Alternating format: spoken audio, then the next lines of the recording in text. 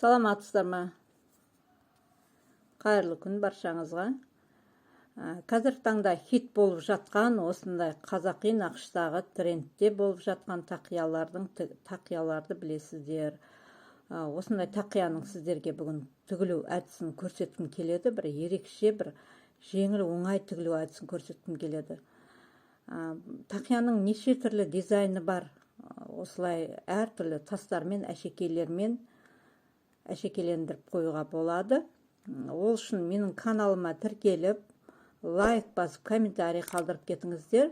Сіздердің пікірлеріңіз мен үшін өте маңызды. Мынандай тақияның әртүрлі фасондары болады.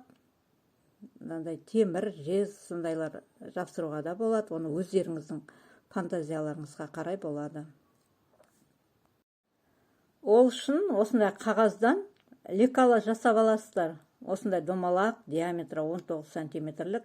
Енді әр размерге әртүрлі болады. Менде бұл жерде 19 сантиметр қылып алдым. Жан жақтан осылай 19 сантиметрға өлшеп, сызғышты айналдырып отырып, жаймен сызып аласыздар. Сол кезде домалақ тәрізді пішін шығады. Ортасын 9,5 ұстап отырасыздар. Сол кезде ровно болып шығады. Енді мен сіздерге жаймен бір көрсетіп жіберейін. Бұл алдын ала қиып алған лекалы, дайындап алғанмын. Қақ ортасын белгілейсіздер. Бұл жерде, мысалы, менде мына жерде 9,5 болып тұр ортасы. Екі шеті 19 болып келеді. Былай айналдырсаң да, бұл жерде де 9,5 болып кеп тұр. Дәл осындай ғып 9,5 ғып аласыңдар. Шетін конусқа қию үшін 5 сантиметр примерно қиып аласыздар. 5 сантиметрдей қиып аласыздар. Егер конусым кіттай болып қалады десеңіздер, жегіне қоятын матадан жаймен айналдырып өлшеп алуларыңызға болады. Бірақ осылай алдын ала қиып алсаңыздар, өздеріңізге тиімді, оңай болып келеді. Лекаланың көмегімен велюр матасынан қиып алдым. Осындай үстіне қойып аласыздар да, сызып қиып аласыздар. Оны мен сіздерге көрсетіп уақыт алмай қояйын. Бұл жерде менің алған велюрым матовый велюр. Таңдап алдым. Енді көп жерде қазіргі таңда осы матовый велюрді пайдаланып жатады. Королевский велюр де болады. Конусын айналдырып осылай қиып аласыздар.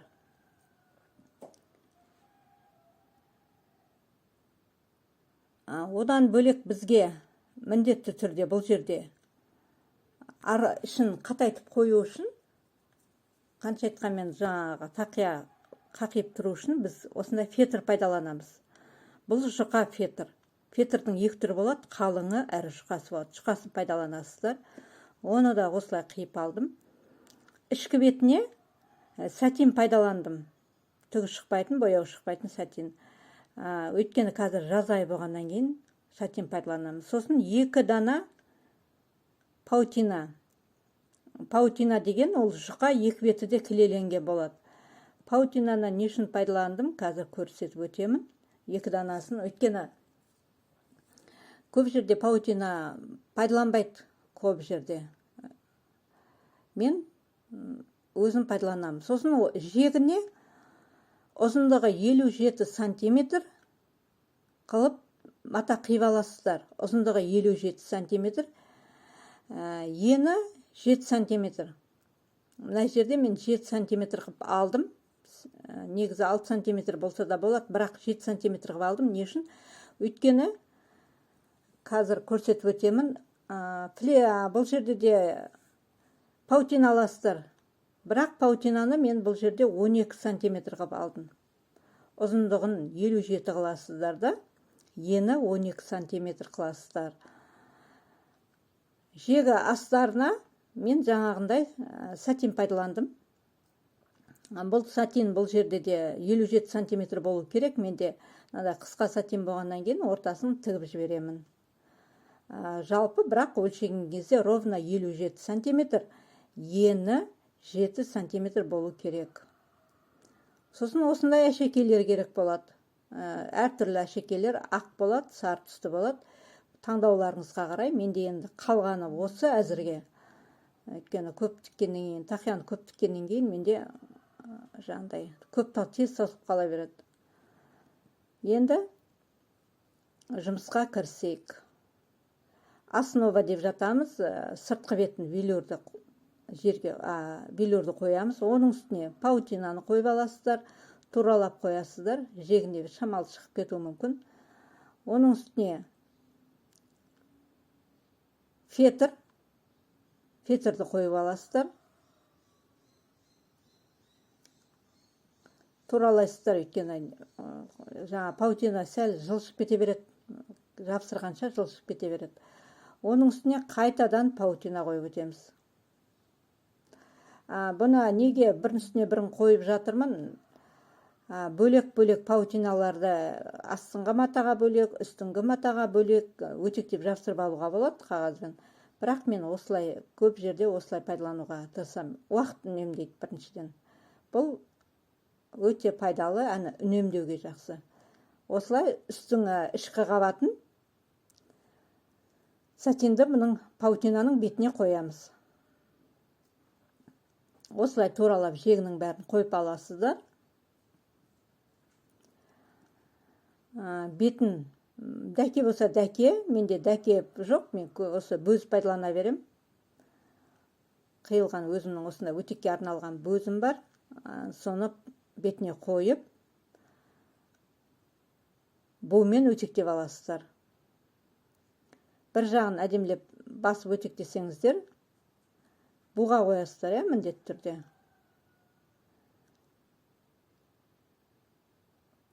Басып өтектеп аласыздар.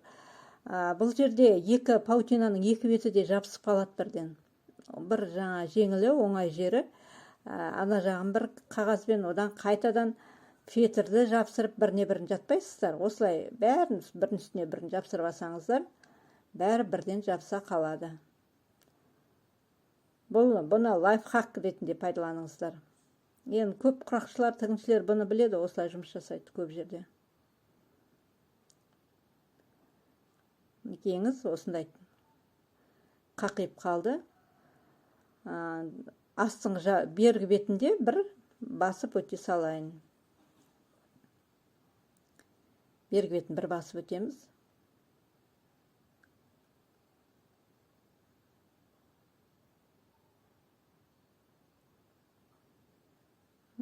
Осындай болып қақиып қалды.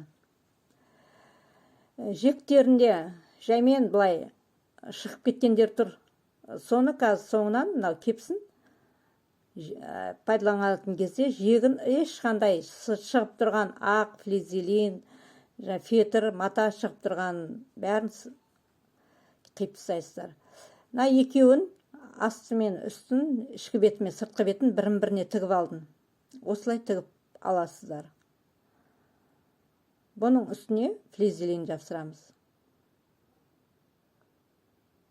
Бұған да флизелин жапсырамыз. Бұл да флизелин, менде флизелин деппін ғой. Паутина. Бұған да паутина жапсырамыз. Паутинаның шеті қысқалау болғасын, анда екі қиылған паутиналарды жалғап жіберемін. Бұл жерде мен бірін үстіне бірін қойып жапсырмаймын, өйткені қазір үстіне фетр қойған кезде мына паутиналар жылжып кетеді, қайырып салуым керек қой. Сондықтан мен бұл жерде кәдімгі пайдаланып жүрген канцелярский товарда осындай жат болады. Соны пайдаланамыз. Канцелярский товарда беті жылтыр, асты осындай мата қағаз. Бұны жаңағы ою қиюға, әріп жапсыруға мұғалімдер мектепте, балабақшада пайдаланып жатады. Соның астыңғы бетін аласыздар. Жылтырақ бетін паутинаның бетіне қоясыздар да. Жылтырақ бетін паутинаның бетіне қоясыздар да. Жылтырамаған жермен өтектейсіздер. Бұл жерде Будың керек жоқ, бусыз өтектейсіздер. Кәдімгідей басып барлығын жапсырып өтесіздер. Бусыз кәдімгідей бір қаттырек бассаңыздар, екі жағы да жабысып қалады паутина.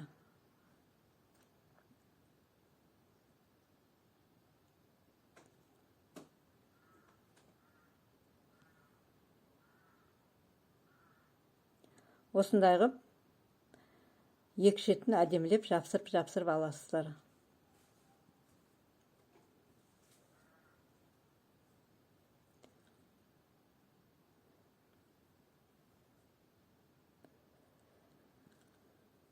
Жаймен аласыздар қағазын.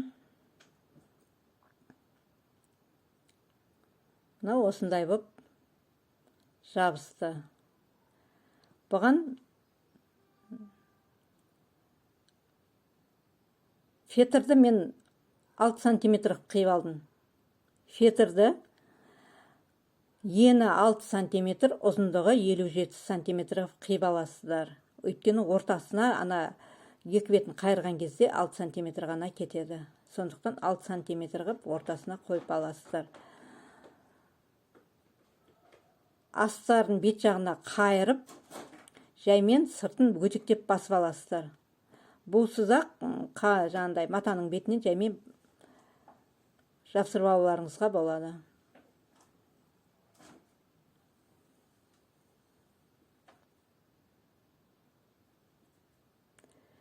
Тегістеп, астын дұрыстап қоймасаңыздар, фетр қисайып кетеді қалайғаменде. Осылай жаймен тартып, отырып,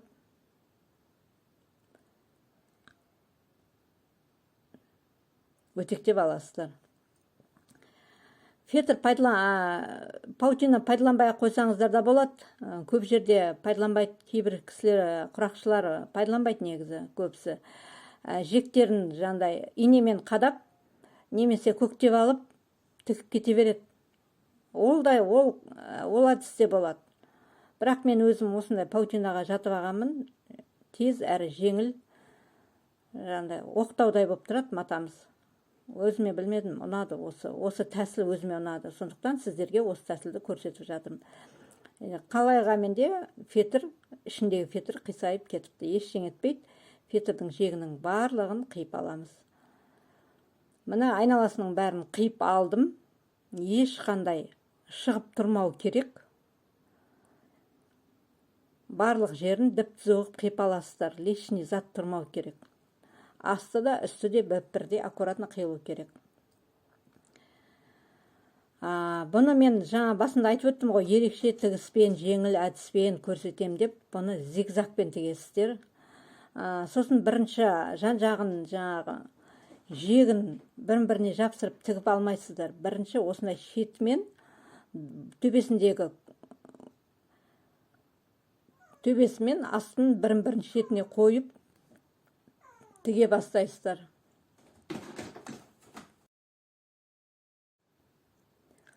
Жектерін бірін-біріне қойып әдемілеп тігесіздер. Зигзагпен тігеміз.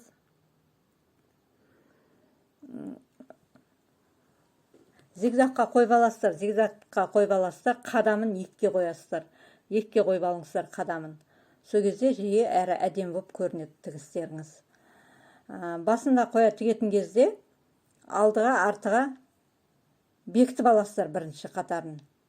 Бір бекітіп аласыздар.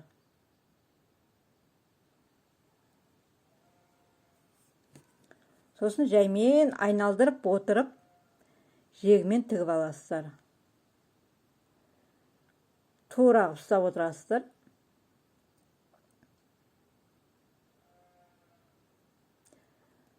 Осы әдіс маған ұнады, сосын барлық көп жерде мен дәл осылай тігем. Болады әрине жаңағы фетрді, ішіндегі фетрді 1,5 сантиметр қысқартып қиып, жектерін бірін үстіне бірін кәдімгідей ішіне қайырып тұрып тігуге болады. Ол да әдемі көрінеді. Бірақ маған осы әдіс өзіме ұнап қалды да, дәл осындай қылып тігіп жатырмын барлық жерде. Қазір бұл тақия тренд, сатып, көп адам жаңағы сатып пайдасында көріп жатады. Егер осы менің видеом сіздерге ұнап жатса, лайк басыңыздар, комментарий қалдырыңыздар, тіркеліңіздер. Алданғы уақытта көп видеолар сіздерге сабақ үйрететін, мастер-класстар үйрететін боламын.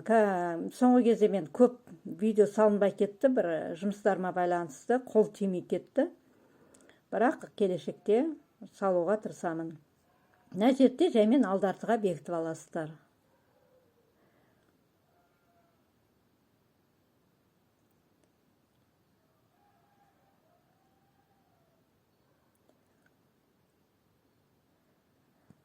Артылған шетін 1 сантиметр дейма артылып тұр, соны қиып аласыздар.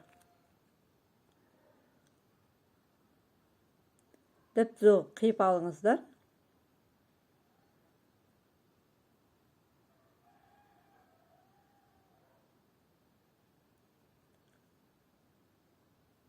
Міне, осындай болды. Артылған жіптерді дым қалдырмай қиып алыңыздар. Артылған жіп болмаған абзал. Бұл сырт жағы. Ішкі беті осындай болды.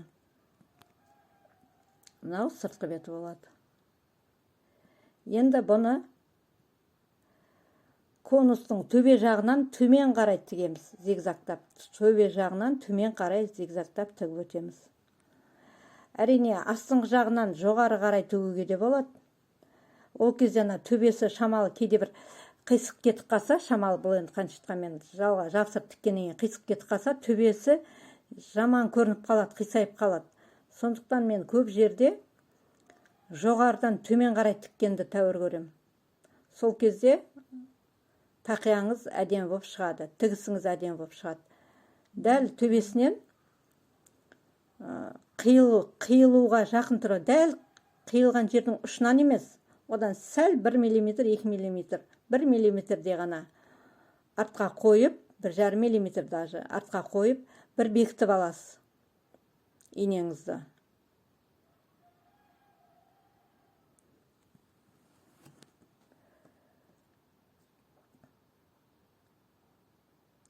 Мына жаймен үстіп бір алдыға артқа бекітіп аласыз да, қадамын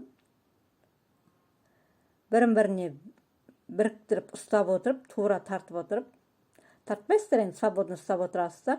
Бірақ анау артында қосылған жері, тігістің жері қисық кетпеу керек, соны қадағалап отырасыздар. Бірін-біріне жалғасқан тігіс бірдей болып тұру керек. Соны қадағалап отырасыздар. Ұшына дейін тігіп аласыздар.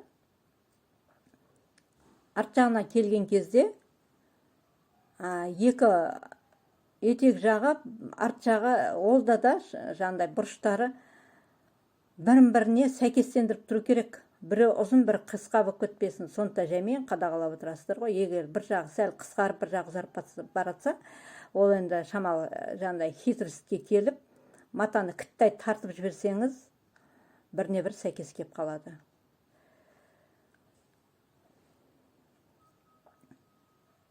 Міне осындай тақия болды. Артық жіптерін барлығын қиып аласыздар. Қазір жазық сезон болғаннан кейін мен осындай қып ішін сатен қылдым. Велюрден де қыламыз. Басында видеода көрсеткенде іші велюрден тігілген, көп жері велюрден тігілгендер бар.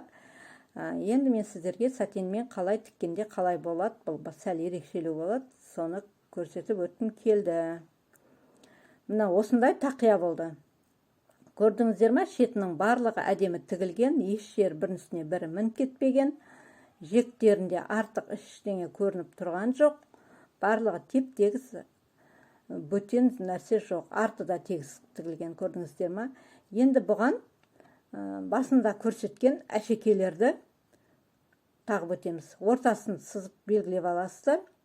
Сәл қисайып кетуі мүмкін. Мынандай қып. Енді әшекейді әркім өзінің қалауымен жасайсыздар. Біреу ақ әшекей пайдаланғысы келеді, біреу сары пайдаланғысы келеді. Қалауларыңызға қарай осындай қып әшекейді тігіп аласыздар.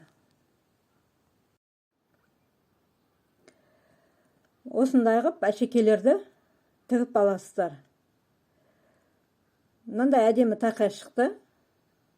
Көрдіңіздер ма? Енді мына әшекейді өздеріңіз қалауларыңызбен тіксеңіздер болады. Қазіргі таңда жазда ыстық болмай, терлемейді. Видео ұнаса лайк басып, комментарий қалдырып кетіңіздер, тіркеліп кетіңіздер. Сіздермен бірге болған Серікгүл Медетбайқызы. Келесі видеоға дейін сау саламатта болыңыздар.